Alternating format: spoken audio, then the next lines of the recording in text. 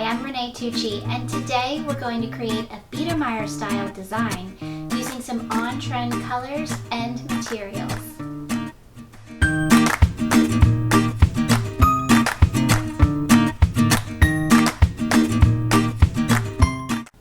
Today we're going to create a Biedermeier. What is a Biedermeier?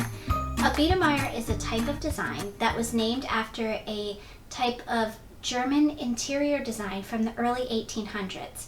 And a Biedermeier design comes together using flowers either in concentric rings or spiral, and where each of those rings or spiral layers are either a different flower or a different color.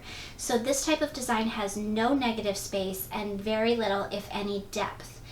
But it can be a really interesting and exciting arrangement, especially if you bring in some modern touches and trends, and that's what I'm trying to do today. I have prepared our container already. I have this classic green ceramic urn here that I have pre-filled with floral foam, and I've got the center brick, and I've left it rather tall, as you can tell, because I need a lot of room for my stems. And on the inside I have layered in some short pieces of floral foam just to help hold everything in place. Those are wedgies, I call them, little wedgies of foam. And then if you can see, I've got a band of tape, clear tape, going across this way and then all the way around the perimeter of the collar of the container, just holding that tape in place. So those are the mechanics for our design. Now, one of the techniques we're going to focus on in this arrangement is collaring. And collaring is when you completely encircle a flower, a bouquet, or in this case, a container, to give it a really finished appearance. And you can do that with different materials, accessories, or what I'm going to use, foliage. So I'm actually going to start with croton leaves. And these are used from time to time in floral design, but not very often. And I have actually plucked these from a croton plant. And I really love the color pattern that you find in the different leaves on the croton. It goes perfectly with our color palette that we're working with today. And what I've done is I've actually prepared them by attaching a 2.5-inch wood pick to each stem. Now, I've left the stem as long as I could, meaning I plucked it from the plant and left as much as I could. And the hope is that I will get the stem into the floral foam, but this wood pick will help me get it in there. Otherwise, it's a very short stem to be working with, and I just want to make sure I've got some extra leverage to push it in there. These wood picks are probably a little too long, so I am going to trim them just a bit before I add each one in. So I'll just use my clippers for that. So I'll trim about 3/4 of an inch off of each stem, or pick I should say, and then just simply start layering them around the edge of our container.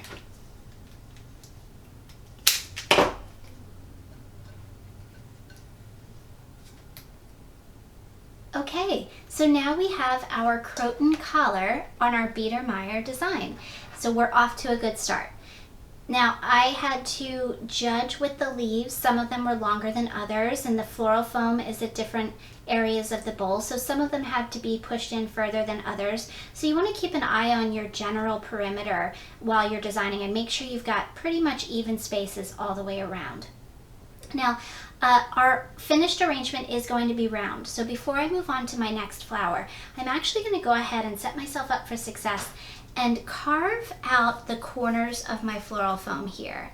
It's just going to help me create that rounded look that I'm going for, and it won't give me such hard edges to have to cover. You know, we always want to cover our mechanics, so this way everything will be just a little bit smoother. So now I've got trimmed and tapered edges. Okay, the next layer that I'm going to put on above my croton, and we're going to work our way up, is the orange rose. I've got some gorgeous orange roses here.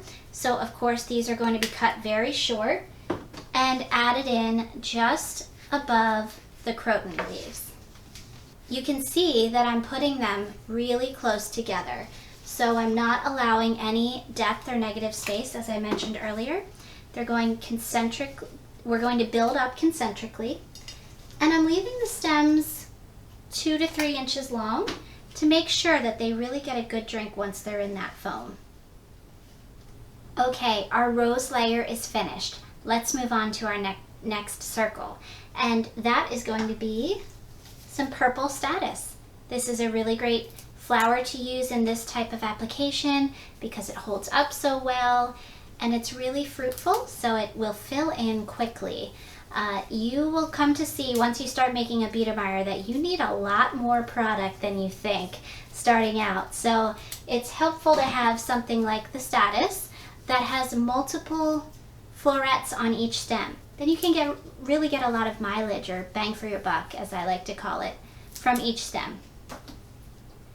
Okay, our statice layer is in just above our roses.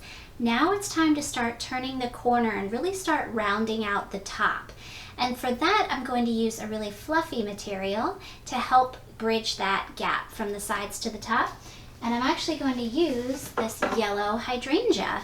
Now, this may look like a unique color to you, and it is. That's because it was originally white hydrangea, and I tinted it with a little bit of Just for Flowers lemon paint, which is a transparent flower dye. So it doesn't have the heavy pigments of some of the other paints that are out there. It's just a transparent pigment.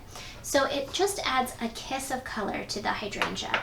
So what I'm going to do is actually cut the hydrangea just above where it starts to branch off. And that's going to break it up into these smaller clusters. And that's what's going to go into my foam. Now, we have to be careful with hydrangea because they are a very thirsty flower, so we need to make sure that we get a good insertion into the foam and that our foam is really wet so that they drink. But you should have no trouble with this. And the stems from the branches are long enough, and we're right at the edge here, so we've got prime exposure to the floral foam, so we can make sure we get really good insertions there. Okay, so we have our hydrangea in and it is good to go. It is, however, a bit heavy for this area, and I still have two more materials that I want to add in. So I'm actually going to take my clippers and edit out some of this center area just to make it a little more delicate and to leave room for the other flowers I want to add in. So we're just cutting away a bit of the florets that are in the center, and we're leaving all of the ones on the side and the edge. Okay, that's a little bit better and lighter. Sometimes editing our designs is one of the hardest things to do, but it's really necessary. So here's how we're looking so far. Hopefully you can see that. And now I'm just going to finish it off the top.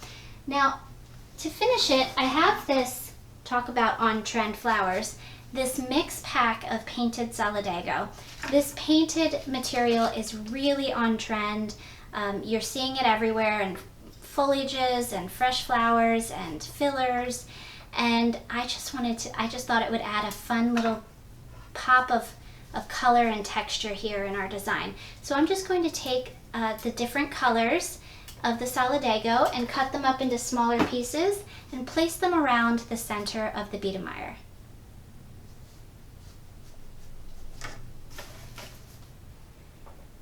Okay, we've got our painted solidago in, and we're just left with the very top center to fill in. And I'm actually going to fill that in with some pink hypericum. So this is going to bring a completely different texture to our design. It's got great little waxy spheres, and it really complements the pink in the solidago. So we're going to fill the center in with the hypericum. Okay, we have finished the top of our Biedermeier design. It is filled in with the waxy pink hypericum right there in the center. And it has really turned out to be a fun arrangement. Now, I've left the croton leaves a little longer than I might normally, but it's because I really wanted to show off the pattern and the color on the design, or on the leaves. So I over-exaggerated them a little bit. You could tuck those in a bit just to bring it into a little bit slightly better proportion. But as you can see, we've got concentric circles of a different flower in each ring, no negative space, and a really fun color palette. So I hope that you've been inspired, learned a tip or technique, and I hope you go out and create.